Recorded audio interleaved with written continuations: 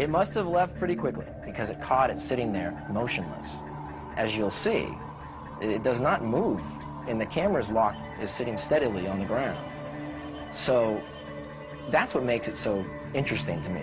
But could this merely be someone's intricately designed device made to wow the Nevada Festival participants? If it was created, no one has publicly come forward to take credit for it. I don't see any indications that this was added after the event. Whatever this light phenomena is, it seems to be at that location. The most significant detraction to this being a UFO is the fact that it appeared during a festival that celebrates light sculpture. So my guess would be this is some kind of floating device with lots of Christmas lights that's being suspended in the air somehow. Possibly a balloon. But it seems to genuinely be there in the sky. This video clearly shows an object out there, some sort of a device, man-made or not man-made, but an artificial device with lights that appear to be going around, flashing on and off in a very strange manner. One could argue that it's a real UFO. Yet Eric himself seems to suggest both on the tape and in his interview. The object he videotaped could have a very earthly explanation. Yeah, it looks good. It's a really good effect, whatever that is. It's a really good effect. Being that we're out there with a lot of creative individuals, that somebody somehow managed to suspend the most brilliant light sculpture up in the heavens. That's a pretty beautiful object, whatever it is. October 1994. This stirring video of what appears to be a gigantic UFO hovering next to the now tragically destroyed World Trade Center in Manhattan was shot by a group of Italian tourists aboard a cruise ship. Is it possible the video actually shows a huge flying saucer over New York City? If this image is real, it's amazing. What strikes me as being unconvincing about this videotape, shot in Lower Manhattan, is the camera operator, even though he's got a huge UFO appearing by the Twin Towers, actually moves the camera away and down, and on the audio portion of the tape, no one is reacting to what should be a terrifying phenomenon. And here you have a video of a huge, what would be a huge object, if it's a real object out there at the distance of the Twin Trade Centers.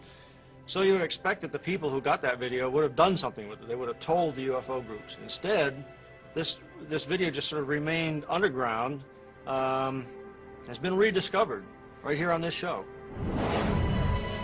Though the World Trade Center UFO video remains an unsettling mystery, many people are actually using their video cameras to capture extraordinary objects that cannot be explained conventionally.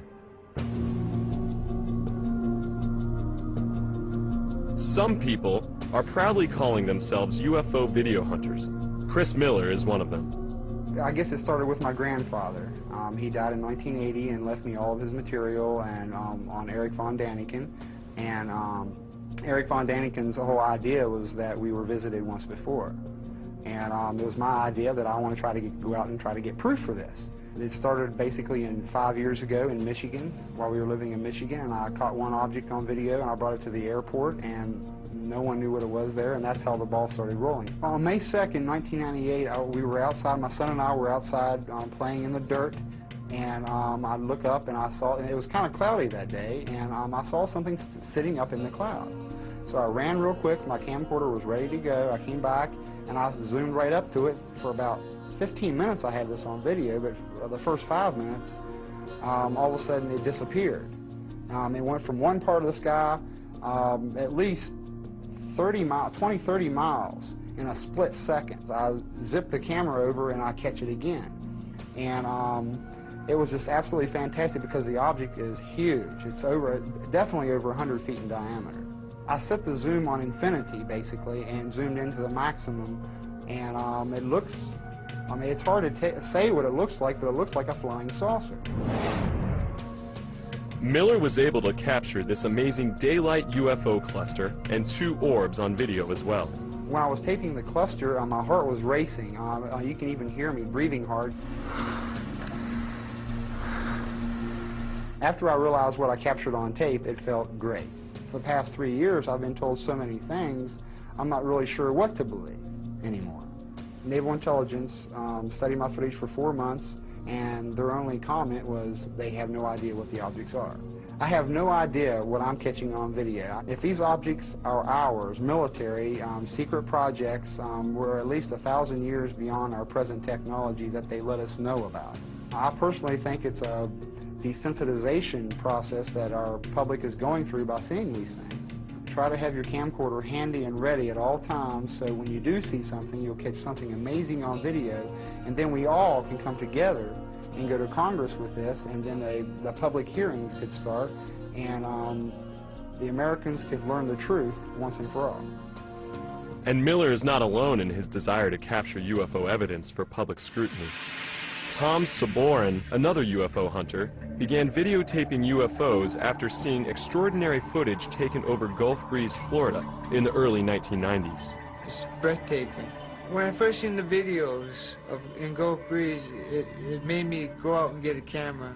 I started going out every night and every day. I made it my job to get it on tape. It looked like a big cigarette, and it was flying across the sky. It looked like 4 balls that was connected. The third ball to the end was red. The last ball white, white, white, red. I think it either could be extraterrestrial or some type of new animal. I'm just a hunter. We don't want to hear about it. We want to see it. The Gulf Breeze UFO sightings that so inspired Saborin and others to point their cameras skyward have never been explained and remain some of the best UFO incidents ever recorded. Gulf Breeze, Florida, 1987. A man living in this seaside town located near sensitive military installations delivered these startling photos to the town newspaper. Soon after, this extraordinary videotape of the same structured craft was made public. Navy optical physicist Dr. Bruce Maccabee went to Gulf Breeze to investigate. But it wasn't until I spent a considerable amount of time analyzing it that I realized just how impressive it was. The shape, the structure, and the way it moved is not a characteristic of any craft that human beings make. Gulf Breeze, 1993. These UFOs were caught on tape by another local resident. Look at this footage of an accelerating UFO. In slow motion, the object did not appear to be a missile or any known projectile, nor does this strange object. Here it is again in a third clip. In slow motion, the camera records a small silver streak of instant acceleration. We don't have this type of capability for propulsion technology in existence in human science. Redfish Point, Florida, 1993. This extraordinary cylinder-shaped UFO was recorded just outside Gulf Breeze by UFO investigator Michael Hawkins. It hovers over the beach not too far from Eglin Air Force Base. It was scaring me, actually. You know, I'd never seen nothing like that before with any kind of structure on it. I thought maybe it might be a military craft, but after a while, I started to think that, you know, possibly it was some kind of alien probe. Midway City, Florida, 1993. Amazingly, Hawkins managed to shoot footage of another strange object near Gulf Breeze that was also videotaped by 2 other photographers. These astonishing videos, taken from different angles, reveal an amazing Christmas tree-shaped craft hovering over a dense forest. At times, the object appears to give off dense smoke. Then suddenly, it shines an intense beam directly at the camera. From all the tapes I've collected, I do believe that there is alien activity over Gulf Breeze. And that's exactly what Hawkins thinks he captured on tape in this never-before-seen video shot near Gulf Breeze 2 years later, but never released until now.